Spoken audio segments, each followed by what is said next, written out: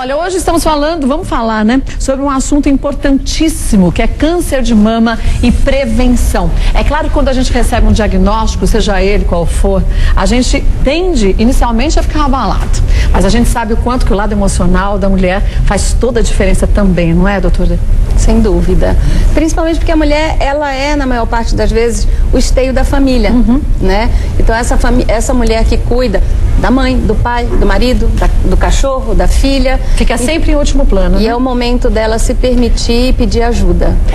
E aí a gente vai saber o quanto que é importante a prevenção do câncer de mama. Vamos falar de prevenção e vamos falar também de tratamento e cura, que você já vai saber já. Roda aí.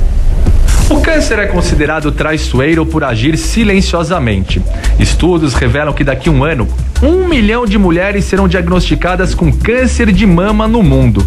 A informação e os cuidados básicos podem transformar os dados estatísticos em números muito mais esperançosos. O autoexame e o diagnóstico precoce evitam tratamentos mais violentos e aumentam a chance de cura. Foi o caso da atriz Patrícia Pilar em 2001. A cirurgia para a retirada de um nódulo seguida de quimioterapia foram suficientes para a remoção de um tumor maligno diagnosticado em estágio inicial. E a gente sabe o quanto que a prevenção é importante, mas o quanto que muitas vezes não só o exame de toque, como a gente sempre fala aqui, é o que vai fazer você perceber algo de diferente. A mamografia e a ultrassonografia, elas conseguem mostrar tumores muito iniciais, né, doutora? Exatamente. A mamografia, ela seria o cenário ideal para você fazer de rastreamento. Todas as iniciativas que hoje a gente tem do governo são nesse sentido, para que a gente possa pegar esses tumores muito pequenininhos e com isso as chances de cura sejam maiores, né? Mas é óbvio que muitas vezes em algumas cidades a mulher não tem acesso, não existe um mamógrafo na cidade, ela precisa se deslocar. Bom, se nós que temos um esclarecimento, muitas vezes a gente deixa um pouquinho de lado, vou amanhã, não, vou depois, tenho que levar o filho não sei aonde, no dentista e vou deixando. Você imagina uma mulher que precisa pegar um barquinho para chegar numa cidade. E marca o seu exame para depois de 6 meses da consulta, que já levou uns 3, 4 para acontecer. Esse também era meu protesto. Não é? Com os governantes, para que possam levar esses aparelhos para as mulheres que de baixa renda, né? Pessoas que não têm acesso. Que não é fácil, né, Gil? Pra gente considerar a extensão, né? Eu acho que o governo tem feito um bom trabalho, está atento, né? Mas eu acho que o nosso país, a gente tem esse problema que é por conta da extensão, né? Esclarecimento também que não chega para essas mulheres. Então, Kátia, assim, o que eu sempre falo, que é muito importante, que a gente não ouve tanto, a gente ouve mamografia, mas eu acho que é a mulher fazer o autoexame. Como é que essa mulher faz o autoexame? Eu tenho perguntado para algumas amigas se o médico dela já ensinou a fazer o autoexame. E o médico tem que ensinar, porque não é só passar a mão de qualquer jeito na época. E se o médico não ensina, peçam para o médico ensinar. Verdade. Outra dica, é importante você fazer isso todo mês. Então, na hora que você estiver no banheiro, com a mão ensaboada... Isso depois de ter menstruado, né? Sim, por quê? Porque durante a menstruação, a mama fica mais entumecida, mais dolorida, um pouquinho mais de glândulas, né? Então, depois do período menstrual, isso é importante, no banho, com as mãos ensaboadas, olha, a mão desliza menor. Para ver o tamanho. No primeiro momento, você tem que fazer uma inspeção estática, que a gente fala. Então, você para na frente do espelho e olha. Claro que sempre tem um pouquinho de assimetria, mas o que você vai procurar? Algum abaulamento, alguma retração, o mamilo, se ele está umbilicado, quer dizer, ele entrou, né? E não era desse jeito. Não era desse jeito. Se você tem algum gânglio, né? Você também faz a inspeção dinâmica, que é você elevar os braços, né? E baixar. E também fazer o movimento da borboleta. E aí você vai ver se você tem algum nódulo. Alguma coisa diferente que você não percebia antes. E depois, né, o toque. Com a mão atrás da cabeça, dedilhando assim o seio. Isso, na verdade você pode até fazer um movimento assim, meio de rotação em toda a mama, né? De cima por baixo, você pode dar uma apoiadinha. Você faz autoexame? Claro. Tem que fazer sempre, né? Sempre.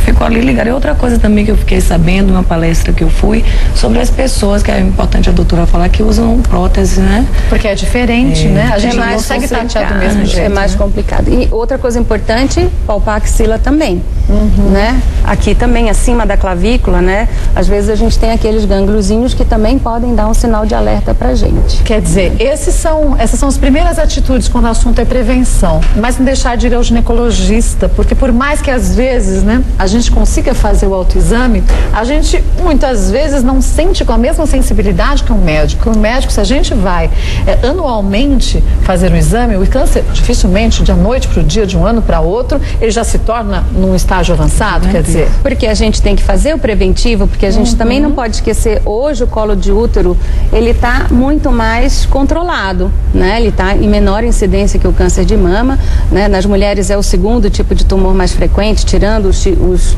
cânceres de pele, não melanoma, mas a gente tem que fazer o Papa Nicolau. Então, nesse momento, já é o momento de passar por uma avaliação do médico, se for necessário, se você tiver história na sua família, ele vai pedir a mamografia mais cedo. Então, mãe, filha, irmã que teve câncer de mama... E antes dos 55 anos, 60 anos? Nesses casos, a partir dos 35.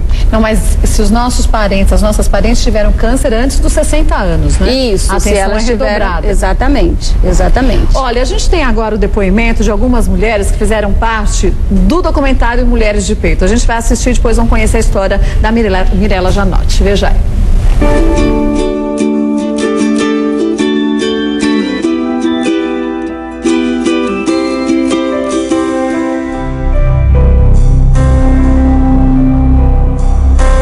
Aí ele abre aquele famoso papelzinho que estava dobrado em 3 partes e fala assim: mas Graciela, a surpresa está aqui.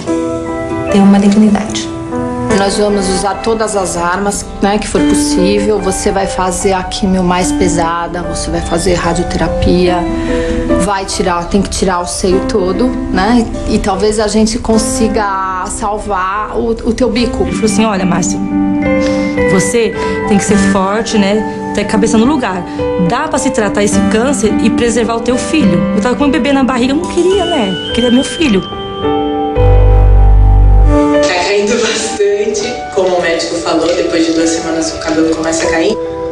Uma sensação de passado no chão, presente e um futuro maravilhoso, se Deus quiser. Eu já fiz 4 tatuagens no LEDs e uma muito importante, que foi a reconstrução do meu seio. Eu fiz a tatu em cima da cicatriz e fiz o mamilo com a micropigmentação. Eu olhava no espelho e falava: ai, sou eu, inchadinha, esverdeada, careca, né? Falei: sou eu sim, e eu vou ficar bonita.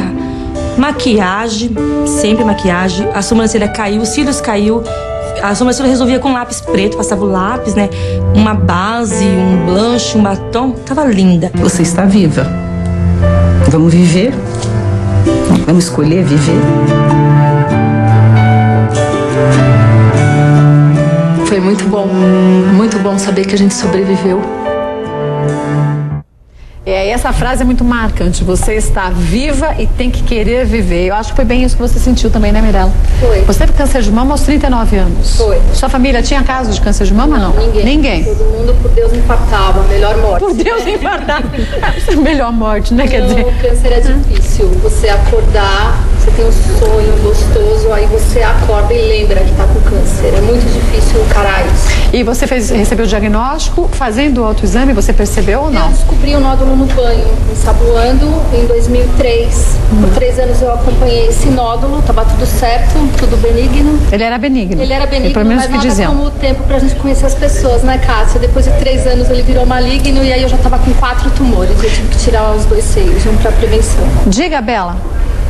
O microfone dela? Então vamos repetir, obrigada. Vamos repetir a história. Quer dizer, você em 2003, você no banho percebeu que tinha um nódulo. Em 2003, um nódulo. Por 3 anos eu acompanhei, ele era benigno. E aí em 2006 ele já tinha se transformado, né? Um caso muito raro. E eu já estava com 4 nódulos. Então eu pensei que eu fosse mesmo morrer. E você fez uma mastectomia radical? Eu fiz a radical, mas o médico conseguiu preservar minha pele e meu bico. Tirou por dentro, colocou silicone depois de um tempo me deu metástase na axila esquerda. 10 dias depois eu voltei para a cirurgia e fiz a mastectomia profilática no direito.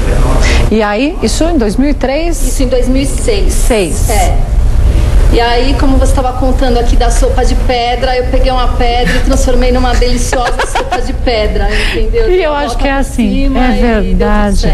E é bom a gente lembrar que muitas vezes as mulheres falam, eu tenho um nódulo, será que é benigno, será que é maligno? O acompanhamento é sempre muito importante, embora muitas vezes a gente veja médicos dizendo, um nódulo benigno não se transforma num maligno. Isso pode acontecer, como aconteceu aqui com a Mirella, ou aquele nódulo que era benigno continuou sendo benigno, mas um outro nódulo maligno se formou ali na mama. As duas situações podem acontecer, né? Agora, o que é importante? O nódulo benigno mais comum que existe é o fibroadenoma. Ele é um pouquinho diferente do tumor, porque o tumor é, como a Mirella falou, é uma pedrinha, é duro e não mexe dali. O nódulo benigno, ele é um pouquinho mais, uma consistência mais glandular e ele movimenta. Mas você sente a diferença. Eu estava contando enquanto a gente viu o vídeo que uma amiga minha teve câncer de mama. E logo que ela percebeu, ela resolveu emagrecer da noite pro dia. Eu vou emagrecer. Eu falei, mas pra que tu vai emagrecer desse jeito?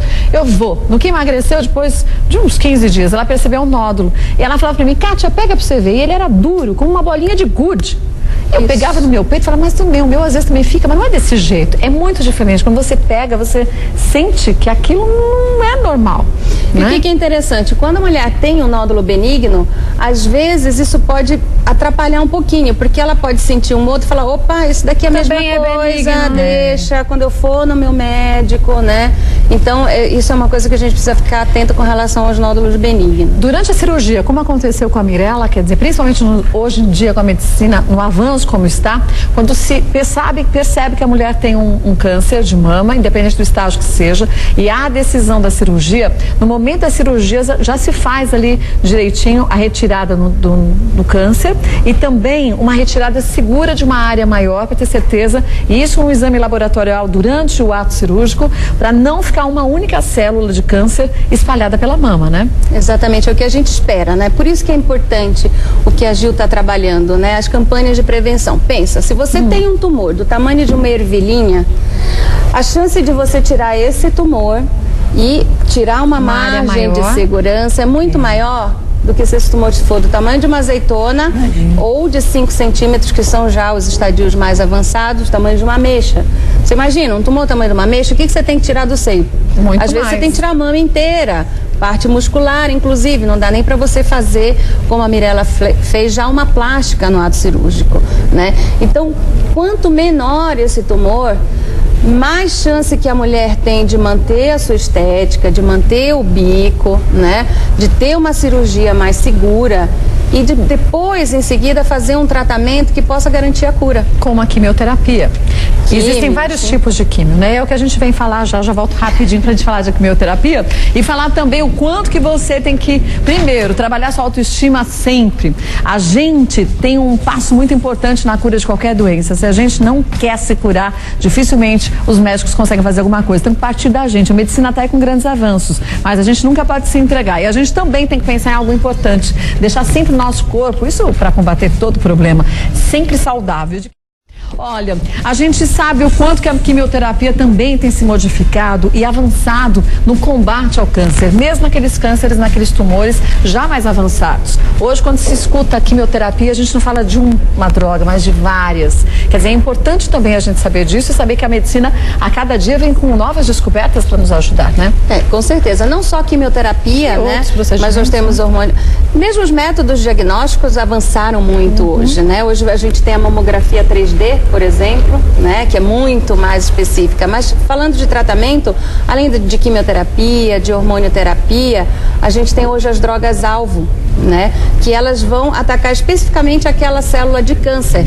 Porque o que acontece com a químio? Ela mata a célula do câncer, mas ela mata as células que no nosso organismo tem normalmente uma divisão rápida, que é o caso do bulbo do cabelo, né? Por isso que o cabelo cai, né? Que é o caso da mucosa gastrointestinal, por isso que se tem náusea e vômito.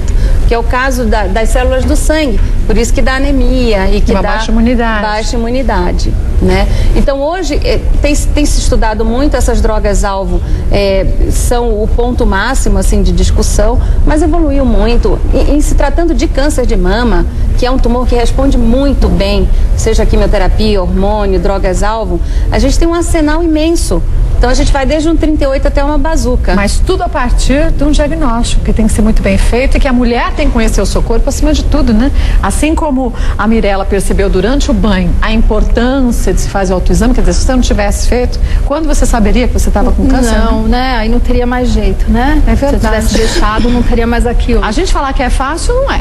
A gente falar que a gente tem que estar preparado para isso é fácil quando o problema é com o outro, que a gente nunca tá. Mas foi o que você disse, pegar a pedra e conseguir fazer dela algo positivo na sua vida, né? Sim, porque da minha história, eu achei que quando eu soube do câncer, eu pensei, se eu sobreviver ao câncer, eu vou continuar vivendo depois de um ano, depois que o tratamento terminar, depois que passarem as cirurgias, depois que passar a químio, que passar a rádio, depois que meu cabelo crescer, e depois eu vou viver. E não foi assim, o tratamento não foi aquele monstro tão feio quanto pintam, sabe? Mesmo durante o tratamento, eu retomei minha vida. Você não ficou afastada? Eu estava desempregada na época que eu soube da doença e com lenço na cabeça eu consegui um emprego. Eu estava separada na época da doença e eu consegui um novo amor, que hoje é meu marido, usando uma peruquinha. Olha isso! Então, não aconteceu, não foi tão mal assim. Quer dizer, você também teve outros estímulos para você continuar querendo viver, né? Sim, o universo todo cooperou comigo, sabe? Eu fiz um trato com Deus. Eu falei, me deixa viva aqui, que eu vou te ajudar de alguma forma. Mas porque não você sabia quis, qual, né? mas eu fiz todas as promessas para todos os santos, né? E uma dessas promessas era ser voluntária, conversar com as mulheres que têm o diagnóstico. Mas eu sempre trabalho tanto, eu não sabia como eu ia poder cumprir essa promessa. Eu falei, como é que eu vou sair? Eu sou publicitária. Como é que eu vou sair da agência 8 horas da noite e vou para um hospital conversar com uma mulher, né? Aí quis o destino que eu escrevesse um livro chamado Força na Peruca. A Força na Peruca, ó, que legal. E por meio desse livro, eu faço isso. Eu converso com as mulheres, sabe? É um livro otimista, alto astral. Tragédias e comédias, você diz. Tragédias e comédias de um câncer. E ele já vai para a segunda edição, agora com uma editora nova, Kaline Caniato e a Just Editora. E, assim, mais do que a venda, né, livro no Brasil não dá muito dinheiro, mas o retorno que eu tenho com ele é muito maior que das mulheres. É muito melhor. Isso que eu sinto. Não é muito melhor? Quando eu comecei, porque assim, olha, engraçado, Kátia, que eu converso com minhas amigas e todos os shows por onde eu passo, sempre, qualquer lugar, se eu tiver com o microfone na mão, você fala disso. E eu observei que as mulheres não estão atentas. A gente nunca acha que vai acontecer com a gente, esse é o problema maior, incrível. Né? Eu falo, não, fala a verdade, quem foi que já... Não mente, as meninas... eu não me preocupo muito. É incrível quando você acha uma que assim, não, isso aí eu sempre tô. Ou então, o que a gente ouve, eu não vou fazer mamografia porque dói, né? É, todas. Você fala, gente, todas dizem isso. Dói, não dói, é o incômodo. É mais abrir o resultado, né? Pois é. É verdade. Mas também mas é eu uma fiquei coisinha sabendo rápida. que tem alguma coisa aqui agora que, não sei se é certo, mas estavam falando que vai ter agora tem um aparelho aí que não dói tanto. Mas você já fez? Eu já fiz, eu tenho prótese. E aí você tem que apertar muito mais. Gente, tem muita coisa que dói. Gente, mas são segundos que sabe que dói mais? Cólica menstrual dói muito mais. Cólica intestinal é 1000 vezes pior. Quem dirá você conseguir resolver um problema, porque o diagnóstico precoce faz isso, faz com que você tenha uma chance de viver como antes perfeitamente. Então não tem que pensar em dor, tem que pensar em solução, e a solução é a prevenção. Não existe outra, né? Deixa eu só lembrar vocês, para vocês sempre ficarem atentas às campanhas também das suas cidades, e muitas campanhas são feitas pelo governo. O Ministério da Saúde tem se empenhado, como a doutora disse muito bem, doutora Cláudia, o nosso país é muito grande, está longe de ser o ideal que a gente precisa, mas só que a gente vê a diferença de uns anos atrás para hoje. E a gente se conscientizando, a gente consegue melhorar essa situação também, né, doutora? Sem dúvida. Acho que além das campanhas do governo, a gente tem as campanhas de ONGs, existe a FEMAMA, que é a Federação Brasileira que congrega todas essas ONGs. Eu estava falando com a Gil, o que acontece? A gente tem muita campanha de prevenção, né? Mas além do país ser extenso, elas são fragmentadas. Elas muitas vezes não têm alcance nacional, né? Tem um alcance naquela cidade. Em regiões mais difíceis fica complicado. complicado, né? Sem dúvida, sem dúvida. Agora, a Sandra da Penha ligou para nossa produção agora e disse que toda vez que ela vai menstruar, ela sente, tem 52 anos, está na menopausa, ela tem umas coceiras na mama e na axila. Se esse é um sinal também que pode ter um tumor. Não, na verdade, pra gente ficar atento com relação a câncer de mama, é assim, não dói, infelizmente. Porque se doesse, a gente iria atrás, né? Não dói. Você sente um desconforto, né? Você observa o nódulo ou você palpa um nódulo. Às vezes você pode ter alguma saída de secreção pelo mamilo, é mais raro isso. Mas o que geralmente a mulher chega falando é um desconforto ou eu tenho um negócio aqui. Tenho um nódulo, peguei e tá aqui. E que incomoda, né? Quando você deita, você sente alguma coisa diferente, exatamente, né? Você sente um desconforto, né? Não é uma dor, você sente um desconforto. Então esses são os principais sinais pra gente ficar atento. O restante a gente tem que buscar outras causas de alergia a hormônio, inclusive. Né? Pois é. E que muitas vezes as mulheres na menopausa começam a fazer uso de hormônio, mas acham que não tem relação alguma e não passam para o seu médico também, né? Outras pessoas estão perguntando a outras mulheres se a hereditariedade conta bastante. A Antônia disse que parece que alguém na família dela já teve a mãe, ou se só o lado da mãe, mas o do pai não conta. Quer dizer, o pai, ela teve a mãe do pai, a avó dela pro lado paterno que teve câncer. Conta também? Conta também. Na verdade, assim, hoje a gente tem identificado alguns genes, então, por exemplo, BRCA1, BRCA2, né? Então, são genes que estão envolvidos com essa carga genética, né? A gente tem que ter muita atenção se você tem um caso de mãe, filha ou irmão. Então, parentesco de primeiro grau. Tá. Mas, não só para câncer de mama, como para outros tipos de câncer, a gente tem essa parte genética envolvida. Então, existem algumas síndromes que afetam vários indivíduos numa família. Então, às vezes, você tem o seu pai que teve um câncer de próstata, teve um avô que teve estômago. Então, isso você tem que ficar atento, porque não necessariamente é mama, mas pode ser um outro tipo de tumor. E mesmo que você não tenha ninguém na sua família que tenha tido, como foi o caso aqui da Mirella, a gente tem que ficar atenta sempre, em qualquer situação, em qualquer idade, as jovens também, né? Eu acho que a gente... Falei isso pra doutora. A gente podia falar sobre fatores de risco, né, por exemplo, né? Então, a gente sabe que idade, claro, a gente vai envelhecendo, o carro vai ficando velho e vai dando problema. Então, é verdade, a partir dos 50 anos, vai aumentando a chance da gente ter câncer de mama, né? Jovem, sim, se a gente tem uma história familiar, isso é importante, mas influência de hormônio também é muito importante. Então, hoje, por exemplo, câncer de colo de útero está mais relacionado a uma população de um nível mais baixo, né? Por questões de higiene, acesso à saúde. Câncer de mama está associado a uma mulher de classe média a alta.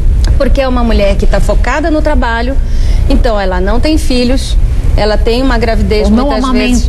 Ou não amamentou, então ou ela é nulípara, não teve filhos, ou ela teve um filho já depois dos 35 anos, né? Ou ela não amamentou. Quer dizer, quanto mais tempo a gente fica sobre a ação de um hormônio feminino, que é o estrógeno, mais chance a gente tem de ter o câncer. Então, se a gente menstruou muito cedo, menarca precoce, se a menopausa é muito tardia, então a gente tem um longo período sobre a ação desse hormônio, isso também é importante. Olha, deixa eu passar para vocês aqui a indicação do livro da Mirella Janotti, Força na Peruca, Tragédias e Comédias. A gente encontra nas principais livrarias e aqui é bom para a gente ler, para a gente entender e principalmente para a gente perceber o quanto que o diagnóstico precoce faz literalmente a diferença. Não abra mão de fazer os seus exames anuais, percebeu qualquer diferença, vá ao médico, pergunte mesmo e não tenha vergonha. Tem mulher que tem vergonha de perguntar pro médico e o médico vai achar que eu sou burra. A gente não é médico, a gente tem a obrigação de saber, o médico tem que saber e a gente tem que saber perguntar, eu né? Não posso deixar, deixa eu ver. Um dia venha pra cá com essa camisa linda. Que chique, vou usar, com certeza. Tia, faço a baby look, bem gatinha. Obrigada, viu? Queria agradecer mais uma vez aqui a Cláudia Vasconcelos, que é oncologista. Obrigada, doutora Mirella Janotti, parabéns. Obrigada. Por você principalmente não ter vergonha de expor a sua vida e a gente sabe quanto isso é importante para as pessoas perceberem que é difícil receber um diagnóstico desse, só que a gente tem saída e a gente pode optar pela vida sempre, né? Obrigada, parabéns. Obrigada a você. Gil já canta pra gente já. Tá bom. Obrigada, viu? Obrigada. Sucesso pra você.